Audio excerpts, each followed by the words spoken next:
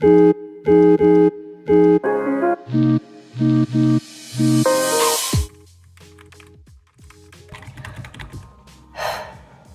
keyboard. Breaking news! Technology has officially made controllers and keyboards obsolete. Introducing the hand. No more broken keyboards. Let me show you how to create a hand-controlled maze game using machine learning. By the end of this, we'll be redefining how we interact with technology. So, how does it work? I used Pixelblock's hand gesture classifier to train my computer to recognize different hand poses. My webcam analyzes my hand's position into 21 data points, kinda like giving it a mini hand map. It classifies these positions into movements like forward, backward, left, right, as well as stop. And that's how I'm able to steer the maze character. First, I trained the hand gesture classifier in the Pixelblock's machine learning environment. Here's what it looks like. I made it learn gestures by organizing different classes, and for each section, I have more than 200 models for the computer to learn off of. All these images, the computer will carefully analyze each, specifically where the data points are. Here is the training data report. It shows the accuracy per epoch as well as the loss per epoch.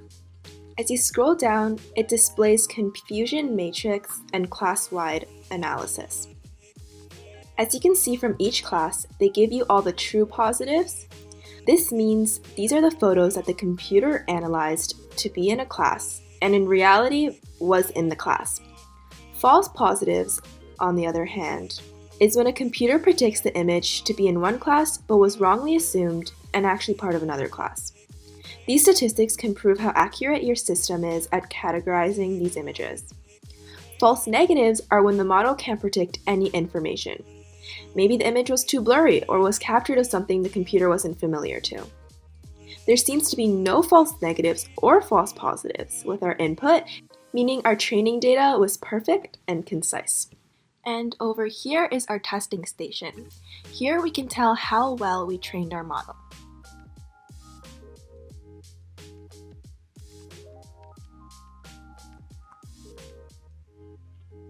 And by exporting the model here, we'll be led to a page where we can start the coding.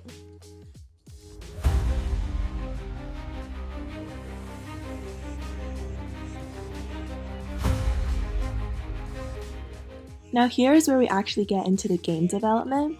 There is a section in which you can code it in Python, but for now I'm going to be using blocks for simplicity's sake and to also show the processes a little easier. Goal is to get the character all the way through the maze until it reaches the apple with only my hand. Now a quick run through. When the camera identifies the class as forward, I'm going to move forward 5 steps. Backwards, I'm going to point the opposite direction and move 5 steps, and the same for left and right. On this side, it essentially tells you that the starting position is at these coordinates, and that if the character ever touches something black, aka the lines, then we're going to restart it and make the character go back to the starting line. And once it touches the red, aka the apple, which is our final destination, we're going to stop the game. Now, I would say the only flaw to this project is that with holding your arm up for many minutes, it's bound to get sore. But hey, gotta get the workout in somehow. And with just one hand and a screen, that's how it's done. Now, if you're interested in this project yourself, I linked all the resources in the description below. So if you're ready to take control, the tools are at your fingertips. Literally.